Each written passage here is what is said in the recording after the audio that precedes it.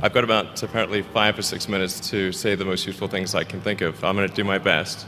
Um, the it was suggested that I distill things down to three items. I think I'll go with four, and I've tried. I think these are pretty important ones. Some of them are going to sound like, well, you've heard it before, but it's worth re-emphasizing. I think the first is you need to work, depending upon how well you want to do, and particularly if you're starting a company, you need to work super hard. So what does super hard mean? Well, when my brother and I were starting our first company, instead of getting an apartment, we just rented a small office and we slept on the couch. And we showered at the YMCA, and we're so hot up we had just one computer. So the website was up during the day, and I was coding at night, 7 days a week, all the time. And I sort of briefly had a girlfriend in that period, and in order to be with me, she had to sleep in the office. So work hard, like every waking hour. That's the thing I would say particularly if you're starting a company. And I mean, if you do simple math, you say like, okay, if somebody else is working 50 hours and you're working 100, you'll get twice as much done in the course of a year as the other company.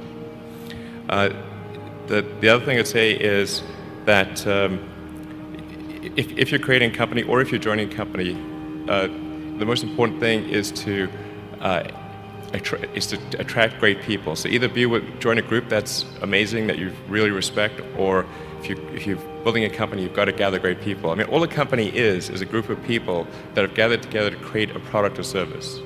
And so depending upon how talented and hardworking that group is, and the degree to which they are focused cohesively in a good direction, that will determine the success of the company.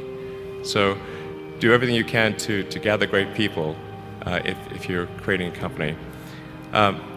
Then I'd say focus on signal over noise. A lot of companies get confused. They spend money on things that don't actually make the product better. So, for example, at Tesla, we've never spent any money on advertising. We put all of the money into R&D and manufacturing and design to try to make the car as good as possible. And I think that's the way to go. So for any given company, just can keep thinking about, are these efforts that people are expending, are they resulting in a better product or service? And if they're not, stop those efforts.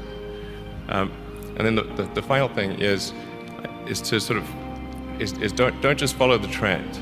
So you may have heard me say that it's good to think in terms of the physics approach or first principles, which is, rather than reasoning by analogy, you boil things down to the most fundamental truths you can imagine, and you reason up from there. And this is a good way to figure out if something really makes sense, or if it's just what everybody else is doing. It's hard to think that way. You can't think that way about everything. It takes a lot of effort. But if you're trying to do something new, it's the best way to think.